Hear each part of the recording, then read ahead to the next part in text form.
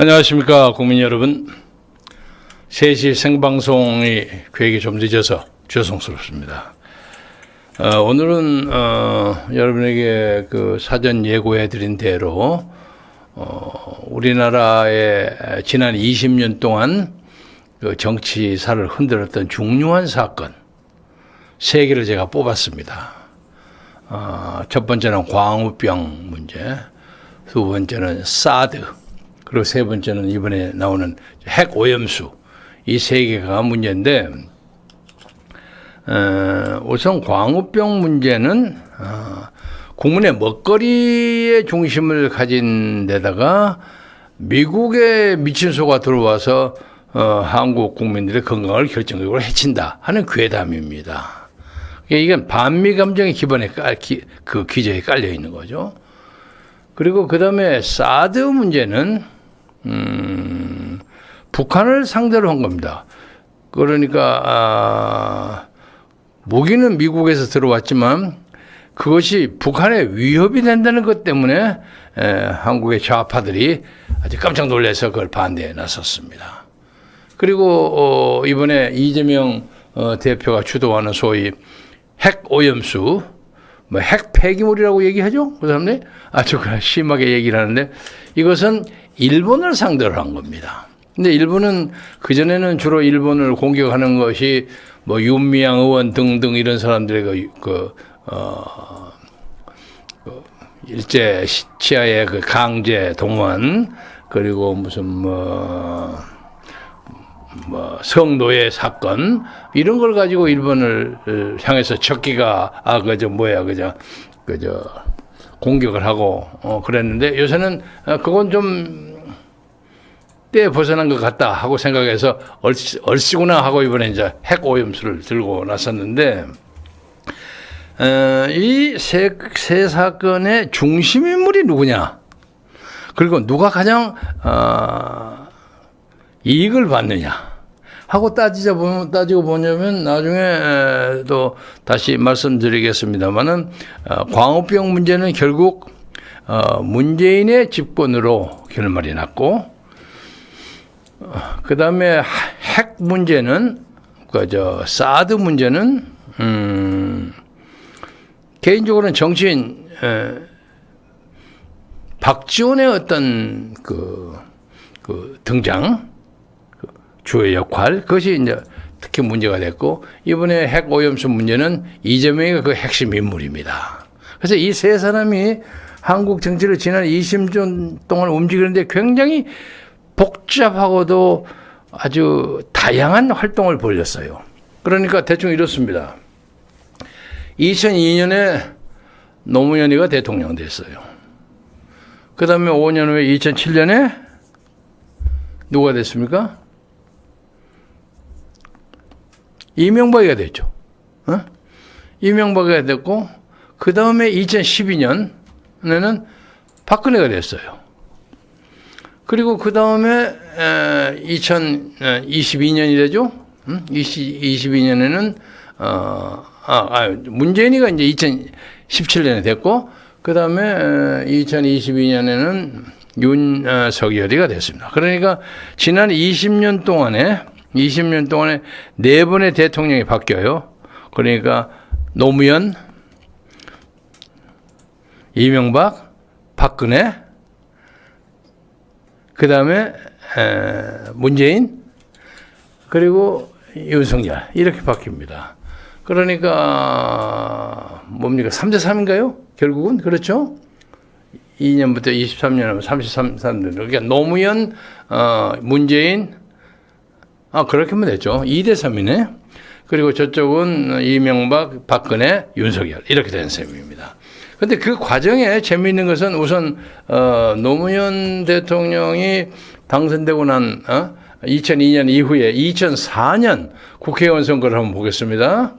당시에는 이제 민주당, 열린우리당이라고 했지만 민주당이라고 하겠습니다. 민주당은 정동영 의장이 대표였고, 제2당은 박근혜, 제3당은 권영길, 그랬습니다. 그래서 2004년에 치른 선거에서, 올리세요. 예.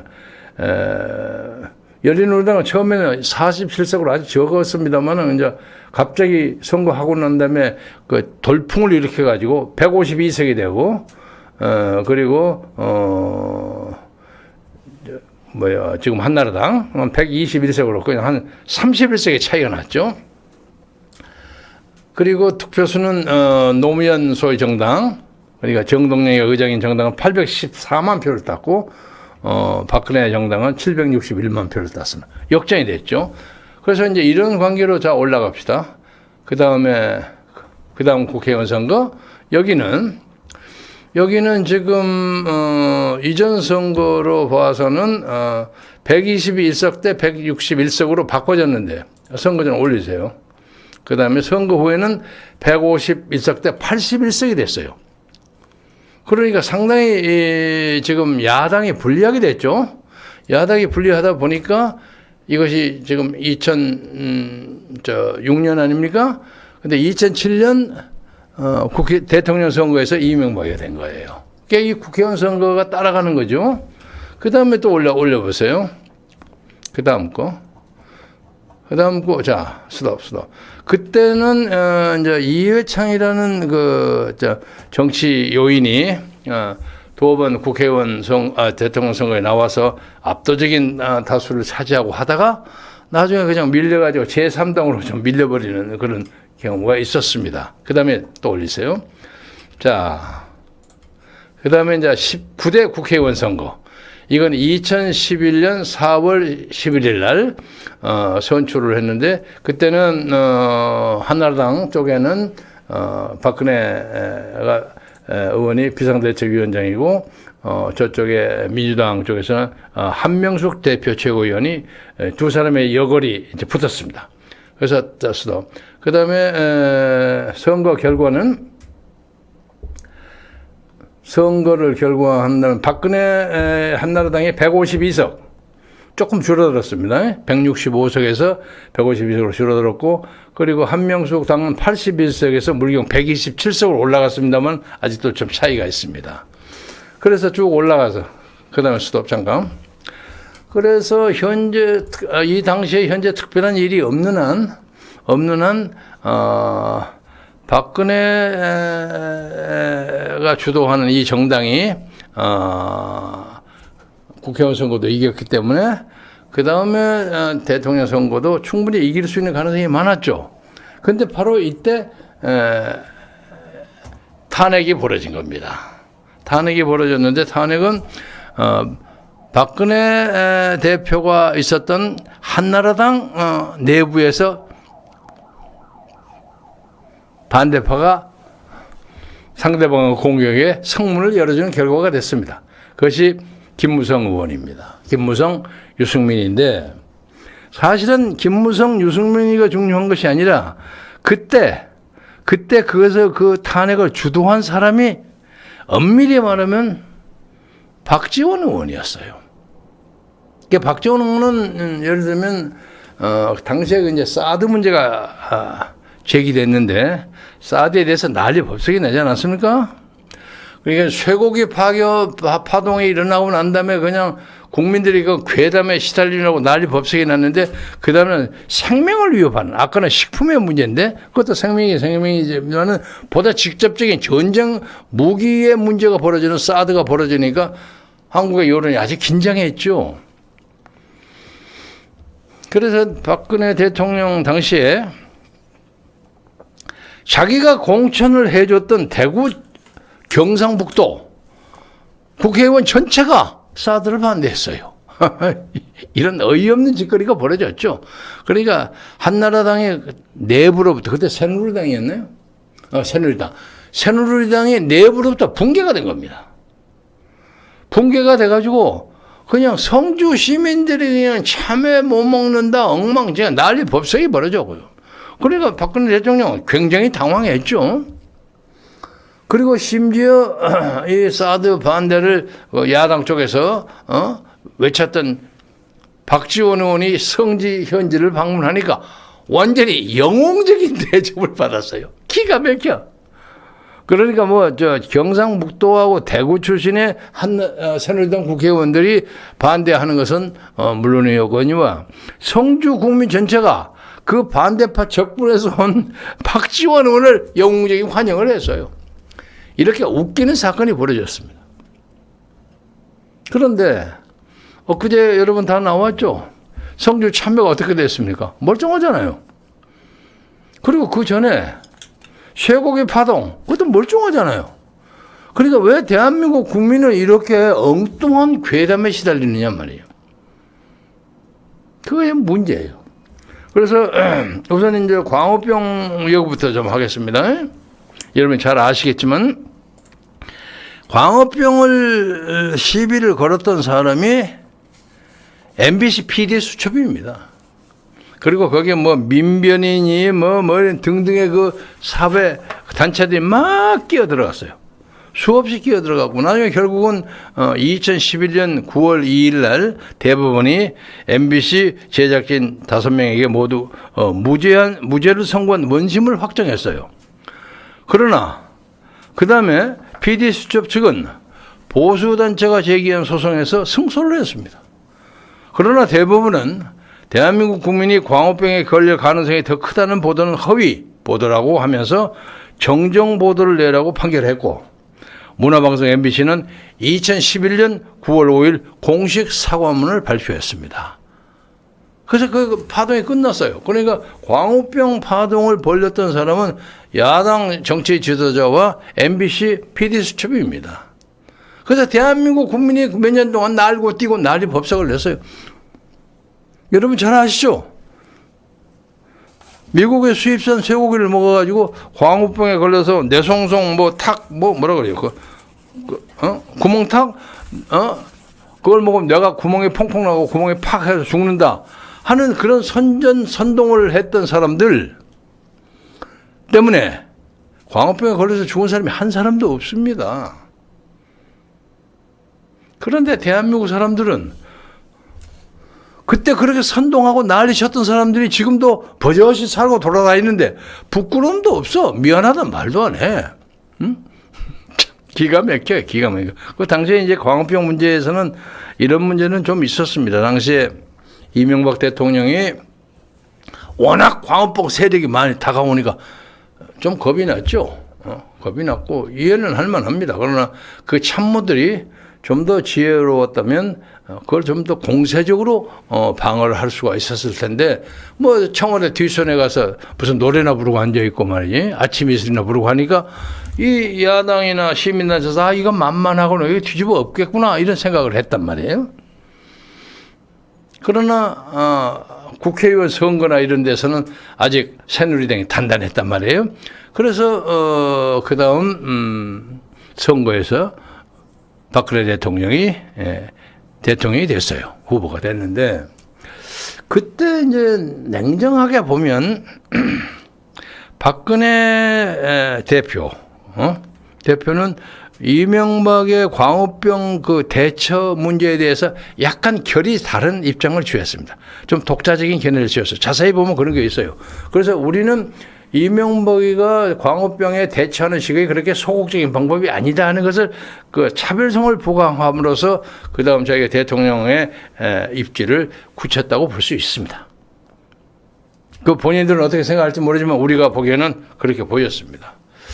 그리고 이제 그때 이제 박근혜 후보하고 경쟁을 붙었던 사람이 그 후에 뭐 정동영이도 있고 누구도 있고 하지만 결국은 문재인입니다. 문재인이가 그 광우병 소동으로 크게 부상된 야당의 세력을 가지고 박근혜하고 붙었어요. 붙었는데 그때 문재인 후보가 너무 지나치게 친북적인 입장을 취했습니다. 그것이 문재인에게는 전략상 허점이었습니다. 그러니까 무슨 이 양반이 원래 출신이 그래서 그러는지 모르겠지만 자기가 대통령이 되면 서해의 NLL 선을 무너뜨려 가지고 북한 어민들이 전부 내려와서 고기잡이를 하도록 자유를 주겠다. 그것은 안보상의 문제도 있을 뿐만 아니라 우리 어민들의 이익을 침해하는 거 아닙니까? 근데 서슴없이 그런 얘기를 하고 또 심지어 한참 그 좌파들이 막 아우성을 치고 그냥 환영을 하니까 거기에 그냥 덩달아서 뭐라고 했냐면 자기가 대통령이 되면 취임식을 광화문에서 하겠다. 광화문에 크게 연단을 만들어가지고 국민들을 많이 모아가지고 취임식을 하겠다. 그리고 그 자리에 북한의 김정은 위원장도 초청하겠다. 이랬단 말이에요. 그러니까 생각해 보세요. 광화문같이 공개된 장소에 김정은이가 만약에 거기를 왔다면 대한민국 좌빨들, 좌파들 다 모일 거 아닙니까? 그래서 우파들은 들어갈 구멍도 없었을 거야. 그러니까 이건 좌파 천지가 돼버린 거고 마찬가지란 말이에요. 이것은 문재인이가 저질렀던 몇 가지 결정적인 실수 중에 아마 첫째, 둘째가 하는 실수였을 겁니다. 전략상으로. 그래서 졌어요. 저는 졌으니까 이제 이걸 보면 좌파다, 우파, 좌파다 왔다 갔다 해야 되는데 문재인 노무현에서 이명박으로 오면 그 다음에는 이제 이 좌파 쪽으로 가야 할 입장인데 또 우파가 가져가 버렸단 말이에요. 그래서 이걸 그냥 앙앙 물러가고 잡는다고 한 것이 이제 쇠고기 파동입니다. 쇠고기 파동은 이명박 때 벌어졌지만은 그 다음에 그 선거가 돌아와서 문재인이가 박근혜를 탄핵으로 몰아붙이는 기동 원동력이 되었다고 평가가 됩니다. 그래서 우리나라의 유권자들은 너무 자기들의 식생활과 자기들의 정치적인 어떤 정체성 문제에 대해서 지나치게 민감하고 그 뭐라고 할까? 그 뭐 귀신 신나라 까먹는 소리 잘 들어가요. 그래서 그 후에 그 사드 때문에 얼마나 고생을 많이 했습니까? 그리고 사드에 동원됐던 사람들도, 반대에 동원됐던 사람들도 잘 모르고 했을 거야. 이 사드가 들어오면 성주에서 그냥, 사람들, 저 곤란하고 성주 참외도 그냥 막 유해물질에 들어가고 성주차 사먹지도 않을 것이고, 그리고 더더구나 박지원 같은 사람은 성주, 사드 기지가 문제가 돼서 북한에서 때려버리면 성주가 불바다가 된다고 주장하고 겁나죠. 그러니까 그런 사람들이 대한민국에서 정치에서 흑작질을 벌리는 것을 우리가 극복하고 이겨야 합니다. 예? 제가 그 얘기 하려고 하는 것입니다. 그래서 요새 최근에 여러분 읽지 않아도 잘 아시겠죠. 사드 문제에 대해서. 어딨죠? 사드는 안 가져왔어, 아까? 여기? 사드 문제에 대해서 전혀 피해가 없다는 것을 문재인 정부가 조사해갖고 딱 가지고 있으면 발표를 안 했어요.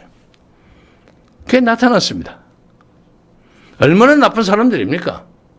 당신들이 사드 문제에서 그렇게 해서 막 사드로 이렇게 나왔으니까 그동안 우리가 잘못 생각한 것을 사과드립니다 하는 것이 지도자의 자세 아닙니까? 그거 없어요. 딱 뭉갰어요. 원전 묵사발 시켜놓고 마찬가지로.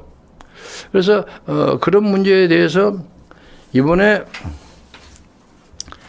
이제 이재명 대표가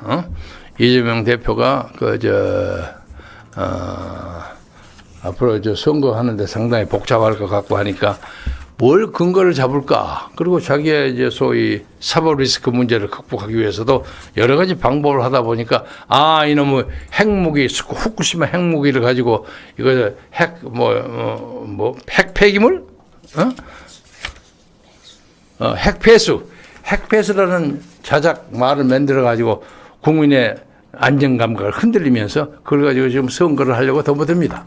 그래서 만약에 이재명의 선동에 넘어가면 내년에 또 4월 10일 국회의원 선거가 웃기게 돼버릴 수도 있습니다. 그래서 제가 이 나라 지난 20년 동안에 이 나라 한국 정치의 주요 담론이 됐던 사람들, 그런 문제에 대해서는 역사가 엄정하게 심판을 해줘야 합니다. 예? 심판을 해줘야 합니다.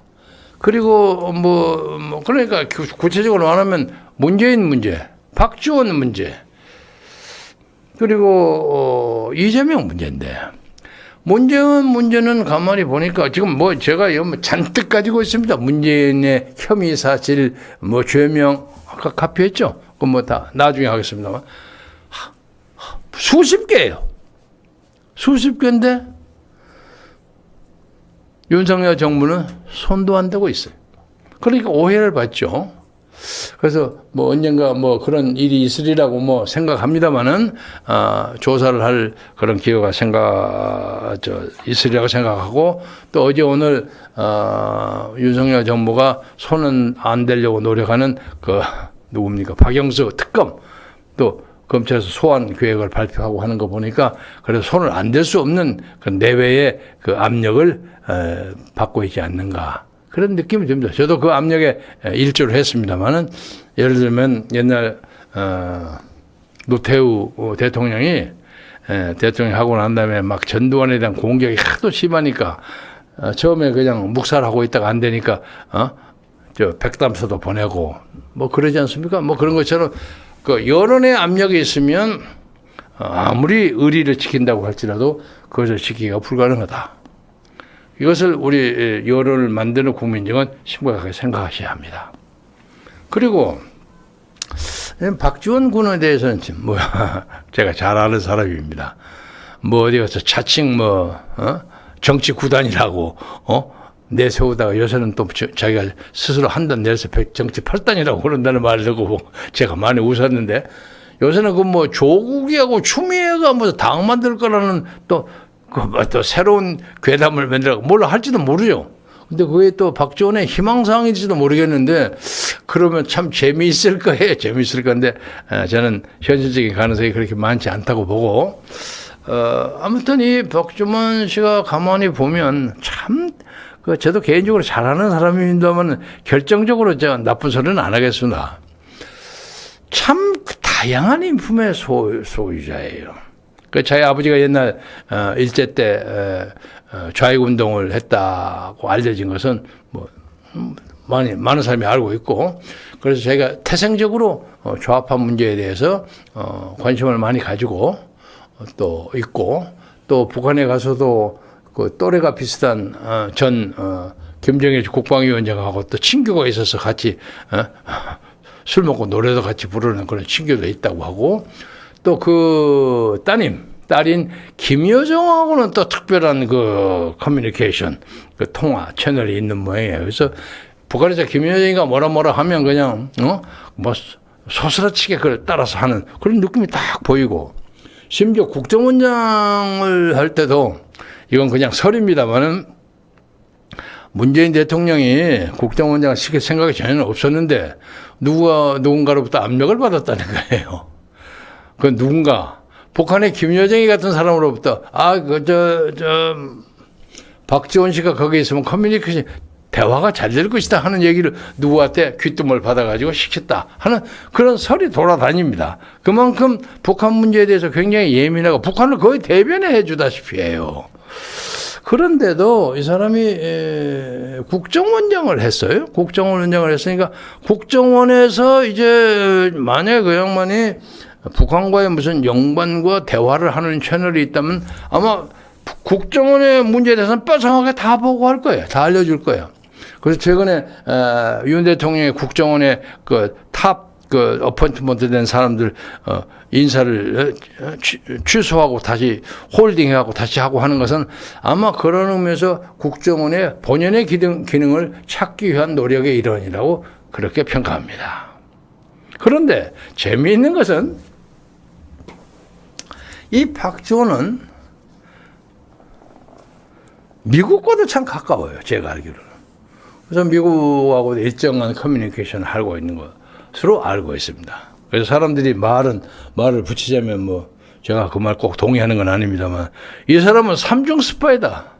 국정원장도 하고 북한도 대변하고 미국에 가서 미국 얘기를 가지고 북한도 잘 전달하고 그러니까 지금 후일 사람들의 역사가가 21세기 초에 대한민국 최고의 정포 간자 하나만 박지원을 꼽을 거야. 재미있는 사람이에요. 그리고 지금 저 뭐 자기가 옛날 사대에 가서 선동하고 뭐 했다는 얘기, 뭐 다른 얘기 다 잊어먹고 요새 앉아서 국회의원 해보겠다고 지금 조국이가 추미애 타령 부리고, 소녀원이랑 톡톡톡 싸움하고, 그게 참 재밌어요, 구경하기가. 그래서, 내년 4월 10일 한국의 국회의원 선거가 굉장히 흥미진진한 그런 사태가 벌어질 것이다. 그런데, 저는 지금 흥미만을 얘기하려고 하는 것이 아니올시다.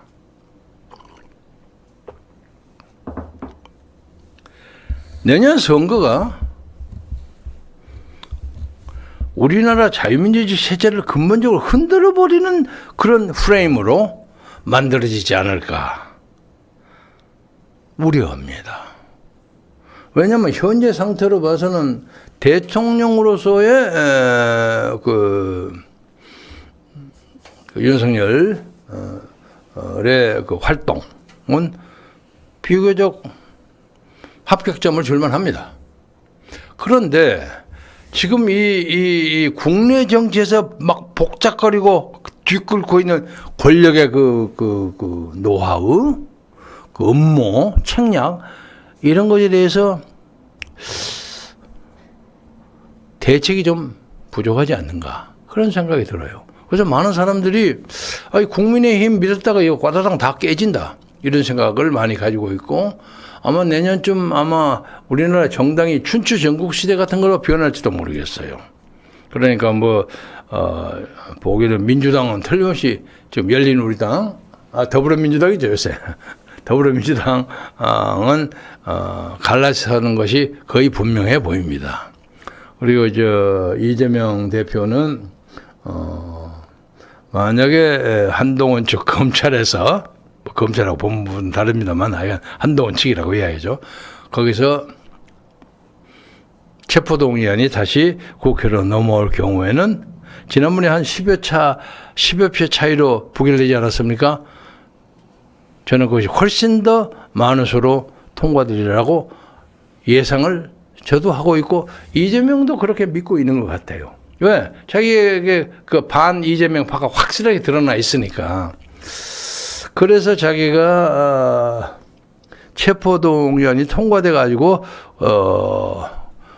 구속을 피할 수 없는 그런 입장이 돼 가지고 구속 적부심자를 받기 위해서 검찰에 출두하는 것보다는 차라리 나 그 특권 포기하겠다 하고 가는 것이 차라리 더 떳떳하지 않은가, 그런 전략을 세운 걸로 압니다.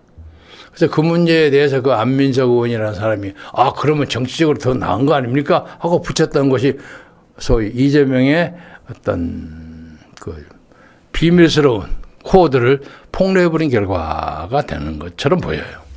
그러니까 아무튼 요약하자면 더불어민주당은 갈라진다. 그 내일 모레 오늘과 내일인가 사이에 이낙연이 들어오죠. 이낙연 들어오면 아마 새로운 무엇을 만드는 모임으로 구체화하리라고 봅니다. 그리고 이제 이재명은 설사 구속이 되는 한이 있더라도 적어도 더불어민주당의 그 기존 세력, 그건 절대로 놓치지 않을 사람입니다. 사무총장부터 요새 혁신위원장 만드는 거 딱 보니까 다 보여요. 그러니까 적어도 내년 4월 10일 22대 국회의원 선거에 자기가 공천권을 장악하고 있겠다 하는 의지는 분명합니다.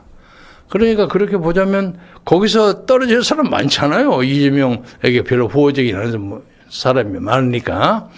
그래서 그 사람들은 또 가만히 있을 수 없는 거 아닙니까? 그래서 자기들 당 만들어서 적어도 저기는 2개 내지 3개의 당이 야권에서 나올 것 같고, 또 이쪽에 윤석열 대통령 측에서는 우선 김기현 대표가 최근에 검찰들 절대로 공천 안 한다고 큰 소리 꽝 쳤는데 그게 현실적으로 가능하지 않습니다. 그리고 윤 대통령 스스로가 검찰을 믿을 만한 사람이라고 생각하고 있기 때문에 저는 김기현의 다짐에도 불구하고 상당수의 사람들이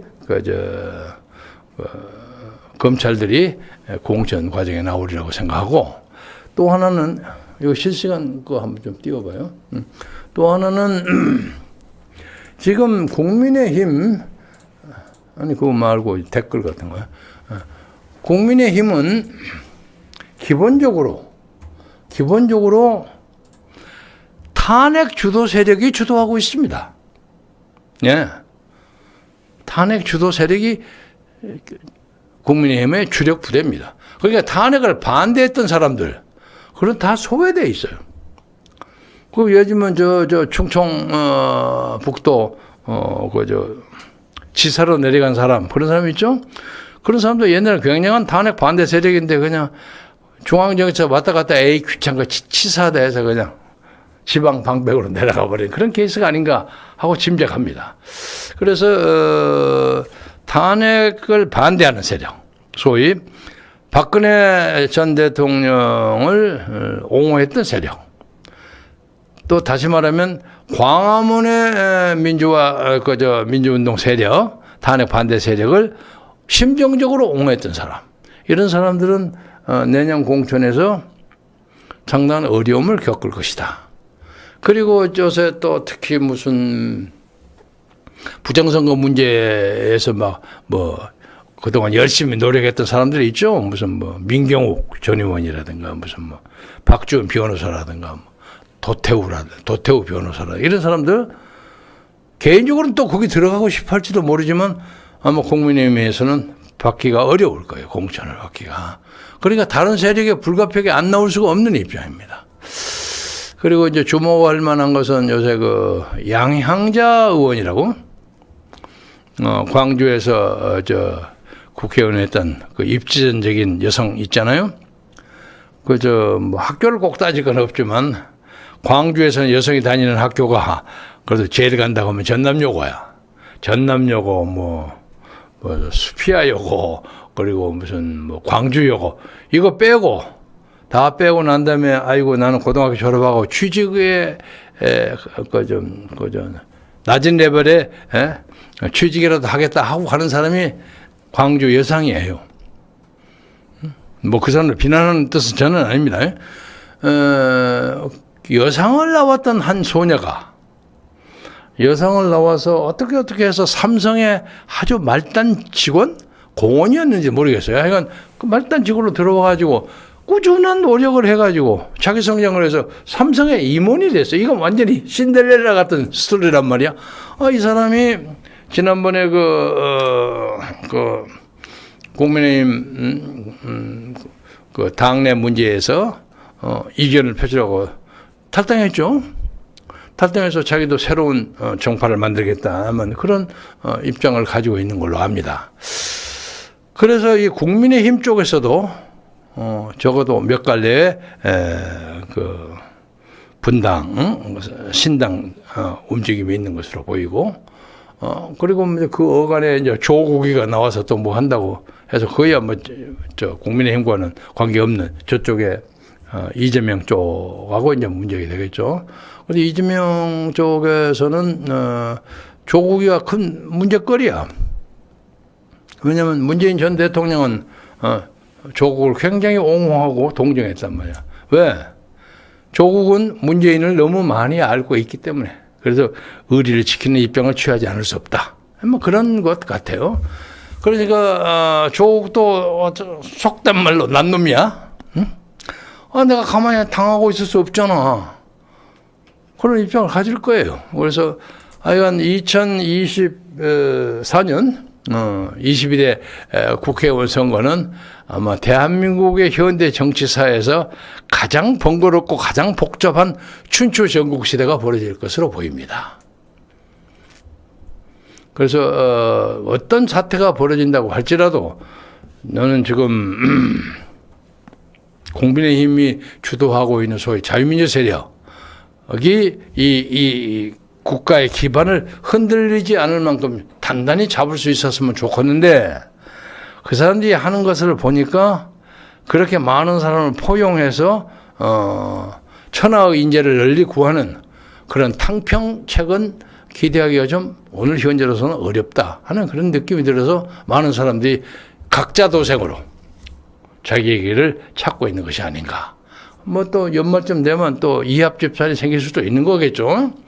통합하고 갈라지고 그런 것이 있겠지만, 아무튼 제가 이제 국민 여러분에게 말씀드리고 싶은 것은 특히 야당, 민변, 사회단체, 국가에서 그 보조금 얻어먹으면서 이것저것 벌리고 뭐 세미나에 따라서 보고하고 뭐 임금 가리고 다 제가 잘 압니다.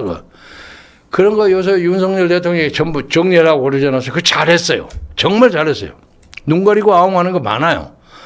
그런 사람들이 벌리는 이 괴담 수준의 괴담 수준이 괴담 자체인 이런 데 넘어가지 말아야 합니다. 선진국의 국민이 되려면은 요새 그 유행하는 광고에 팩트 체크를 잘해야 합니다. 넘어가지 마세요. 그리고 돈 몇 푼이나 뭐 이런 데 넘어가지 마세요. 그러면 플라톤도 그런 얘기 하지 않았습니까?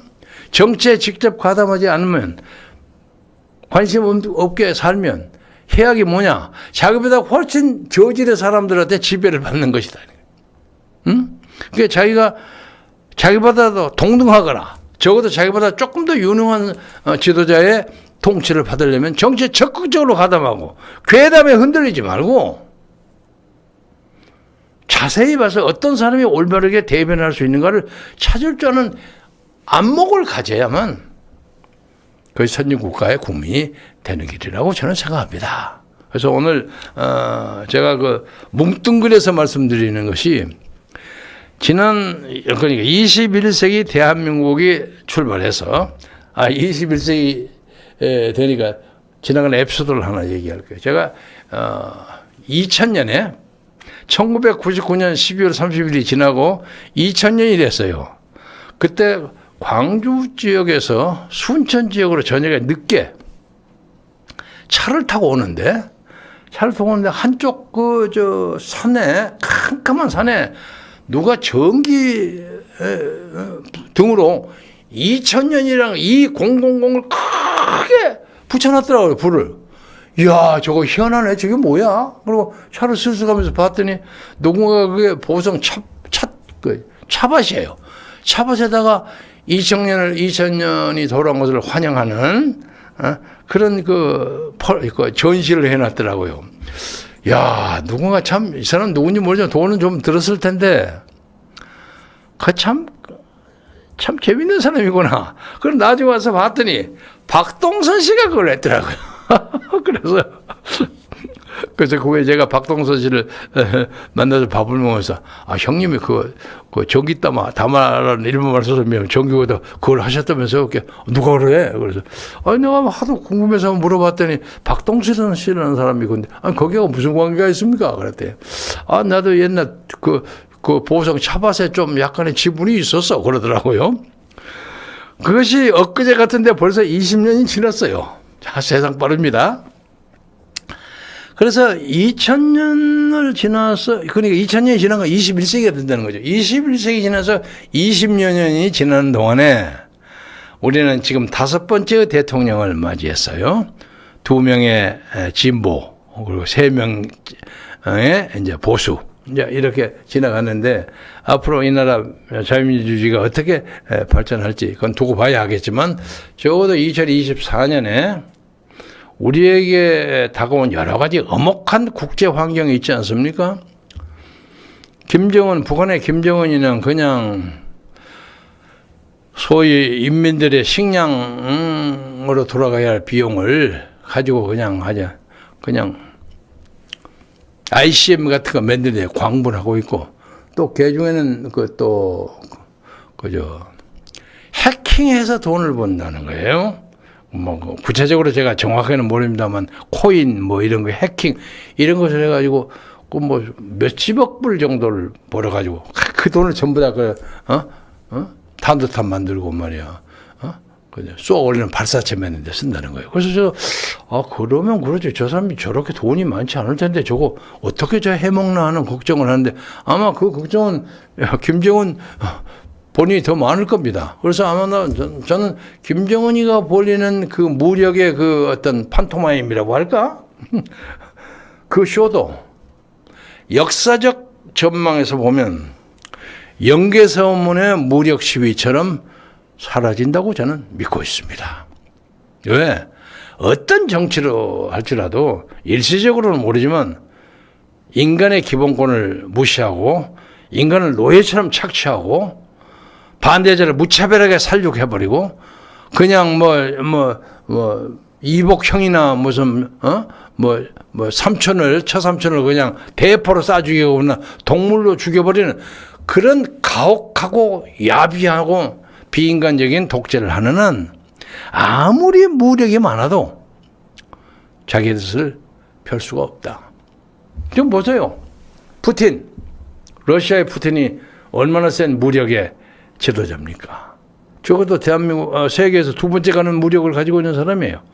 그래도 그 사람이 그 무력을 가지고도 우크라이나를 정복을 다 못해요. 응? 그러잖아요. 그리고 지금 알기로는 그 국내 내부에서도 반대 기류가 상당히 많다고 알고 있습니다. 연개소문이 남상 남건 세 아들의 불화에서 그 나라가 망했듯이 푸틴도